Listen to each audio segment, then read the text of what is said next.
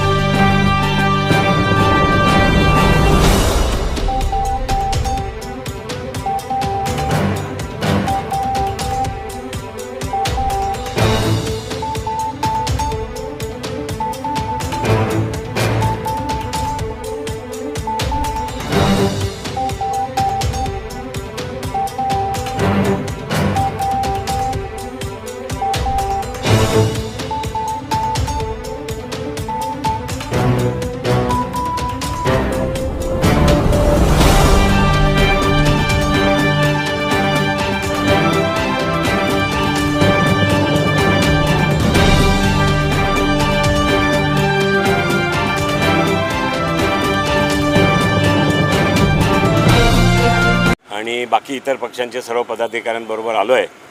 माननीय पंतप्रधान श्री नरेंद्र मोदीजी यांच्या स्वप्नातला भारत, विकसित भारत, त्या संकल्पनेतून महाराष्ट्राला विकसित महाराष्ट्र करण्याचा संकल्प घेतलेले माननीय मुख्यमंत्री श्री देवेंद्र फडणवीसजी, त्यांचे दोन्ही उपमुख्यमंत्री राज्याचे माननीय एकनाथराव शिंदे, माननीय अजित पवार साहेब यांच्या संकल्पनेतून अशा SRA जर उभा राहिल्या, जे बाळासाहेबांना अपेक्षित होता, हिंदू हृदय सम्राट सन्माननीय बाळासाहेब ठाकरे साहेबांना, तशा SRAची ही सुरुवात आहे।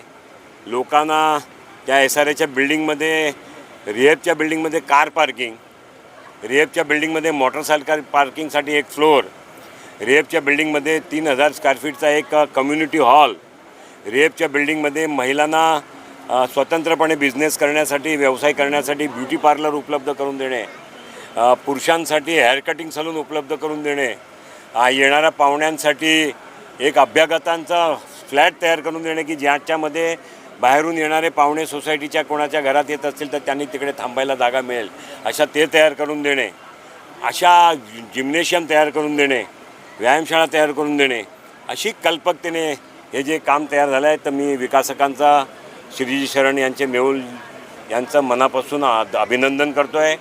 एखादा जनप्रतिनिधी विकासकाच्या संदर्भात चांगलं बोलणं याचा अदरवाईज लोक घेतात ते मला माहिती आहे, परंतु चांगलं केलं आहे त्यांना चांगलं म्हणणं आणि रुपारेलसारखा व्यक्ती ऑक्युपेशन सर्टिफिकेट घेतल्याशिवाय, क्वालिटीचे बांधकाम केल्याशिवाय, PTC आणि PAPच्या जागा लोकांना हँडओव्हर केल्याशिवाय, शाळेंच्या जागा हँडओव्हर करायला 1.5 वर्ष लढावं लागतो, असे विकासकांच्या विरुद्धसुद्धा बोलण्याची आमची हिम्मत असते। त्यामुळे मी विकासकांचा मनापासून संदेश तो मुंबई वासियों को मैं अभी गणेश श्रावण नगर सहकारी गृह निर्माण संस्था एकनाथ नगर कांदिवली वेस्ट में खड़ा हूँ। संदेश तो ये बिल्डिंग अपने आप से लोगों को देगी। SRA में कुछ लोगों के बहकावे में आकर के या गलत नेतृत्व के साथ में जाने के कारण 15-15, 20-20 साल तक रखड़ी हुई SRA है। विकासकों की भी गलती है, जिन विकासकों ने अपनी क्षमता से ज़्यादा काम लिया है, न क्वालिटी में ध्यान दिया है, न ऑक्यूपेशन सर्टिफिकेट लाया है, ना ही लोगों को समय पर भाड़ा जाता है। जिसके टूटे हुए घर है उसकी पात्रता सुनिश्चित करने में भी बड़ी कठिनाइयां हैं। हम सभी मदद करते हैं, सभी राजकीय पक्षों के लोग इनको मदद करते हैं। उसके सामने एक ऐसा प्रोजेक्ट खड़ा करना जिसके रिहेब बिल्डिंग में लोगों को 3000 स्क्वायर फीट का एक हॉल मिलता है, एक फ्लोर पूरा पार्किंग के लिए कार पार्किंग को मिलता है, एक फ्लोर मोटरसाइकिल पार्किंग को मिलता है, एक व्यायामशाला जिम्नेशियम अपग्रेड जिम्नेशियम मिलती है, एक लोगों को बाहर से आने वाले मेहमानों के लिए एक फ्लैट रुकने के लिए मिलता है, ब्यूटी पार्लर बहनों को व्यवसाय चलाने के लिए ट्रेनिंग सेंटर के लिए मिलता है, एक हेयर कटिंग सलून जैसी फैसिलिटी वहाँ पर उपलब्ध होती है।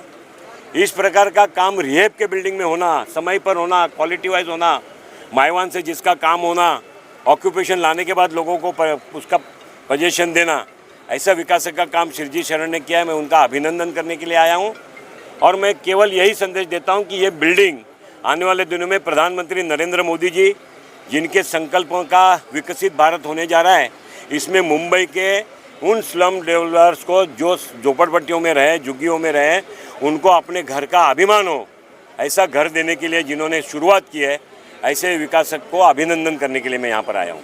चलो देश देंगे एसआरए में आधुनिक बिल्डिंग बना करके मुंबई में आपने एक नई क्रांति की शुरुआत की है।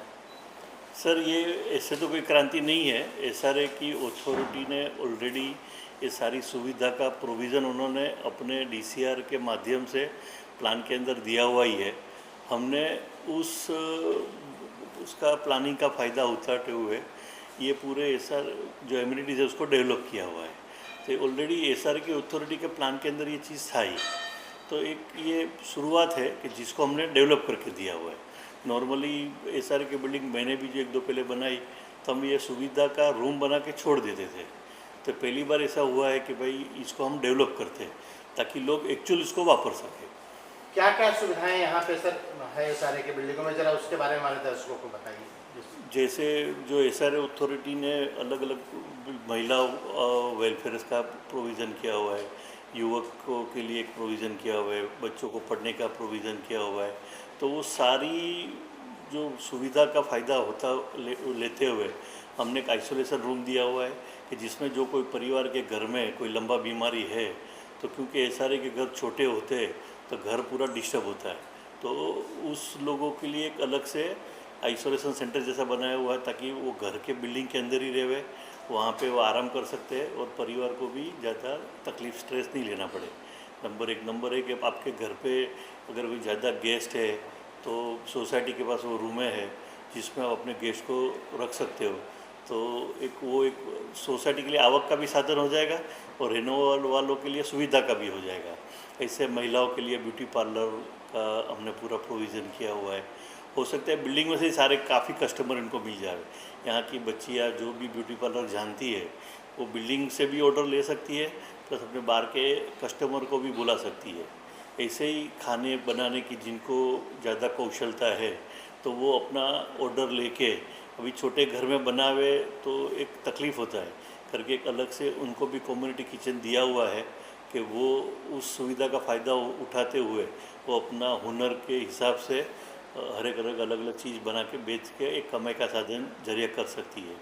ऐसे बच्चों के लिए इंडोर गेम्स है, हेल्थ के लिए पूरा जिम्नेशियम दिया हुआ है, एक खास करके बड़ा बैंक्वेट दिया हुआ है जिसके अंदर लोगों का कोई भी छोटा सा कार्यक्रम 150 से 200 लोगों का जो हो सकता है सारा, तो वो पूरा फैसिलिटी के साथ में दिया हुआ है।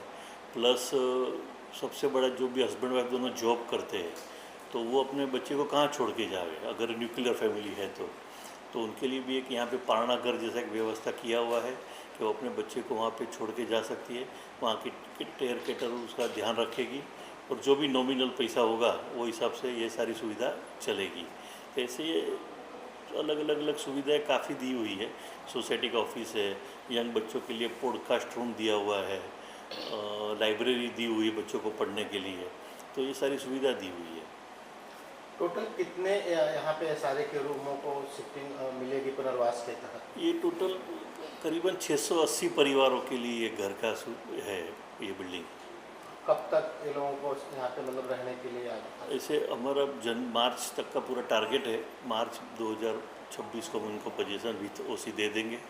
अनफॉर्चुनेटली एनवायरनमेंट के हिसाब से हमारा सेल बिल्डिंग चालू नहीं हो पाया है क्योंकि वो एक अप्रूवल लेना रह गया था, तो सेल बिल्डिंग अभी, लेकिन हमने फिर भी ये पूरा बिल्डिंग एकदम जोर से चालू करके इसको पूरा कर रहे हैं। सर, प्रवेश द्वार बहुत खूबसूरत है, बेड भी बहुत खूबसूरत है, लेकिन एक सवाल ये भी उठता है कि जो लोग यहाँ रहने के लिए आएंगे उनके लिए पार्किंग की एक बड़ी समस्या है। पार्किंग के लिए क्या सुविधा है, क्या बता सकते? पार्किंग के लिए नॉर्मली मैंने जितने भी एसआरए की बिल्डिंग उससे पहले बनाए तो उसमें 4 व्हीलर का तो एक रूल के हिसाब से प्रोविज़न था, लेकिन एसआरए के घरों में जो हमने एक्सपीरियंस किया है कि हर एक घर में कम से कम एक बाइक होता है, तो जितनी भी ओपन स्पेसिस थी उसके अंदर सारी बाइकें खड़ी हो जाती थी और बच्चों को खेलने को मिलता ही नहीं था।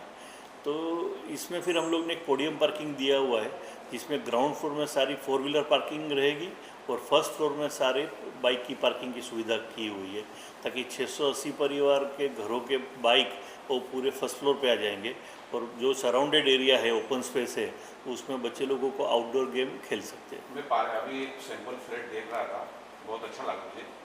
कुछ सवाल उसमें भी थे कि जैसे कि आपने एसी लगाई थी, वॉशिंग मशीन लगाई थी, क्या वो सैंपल है या फिर वो उसके साथ उनको मिलने वाला एक फ्लैट? जो आपने फ्लैट देखा उसके बाजू में एक फ्लैट था, जिसमें हमने जो बेसिक फ्लैट है वो दिया हुआ था। ये हम बताना चाहते हैं कि किस तरह से आप इस फ्लैट को बेस्ट वे पे यूटिलाइज कर सकते हो। जैसे हमने बेडरूम में एक सोफ़ा कम बेड रखा हुआ है, हॉल के अंदर भी सोफ़ा कम बेड रखा हुआ है, तो बाथरूम भी उस हिसाब से बने और उसके प्रोविज़न की आपको अभी वॉशिंग मशीन इस कंपलसरी हो गया है, वो लग्जरी नहीं रह गया है, वो एक नेसेसिटी हो गया है, तो उसका भी सारा प्रोविज़न बाथरूम के अंदर किया हुआ है। तो किस तरह से प्रोविज़न को आप यूटिलाइज कर सकते हो वो उसमें दिखाया हुआ है। कितना कारपेट सर? ये 300 फुट के आसपास का कारपेट है। पूरा? हाँ जी, जिसके अंदर एक 1 बेडरूम हॉल किचन का पूरी सुविधा हमने दी हुई है। एक फ्लोर पे कितने फ्लैट? ऐसे टोटल ये 3 विंग में बटा हुआ है। तीनों विंग का अगर मैं पकड़ता हूँ तो 23 फ्लैट पर फ्लोर है। 3 विंग पकड़ेंगे तो। Okay, thank you. या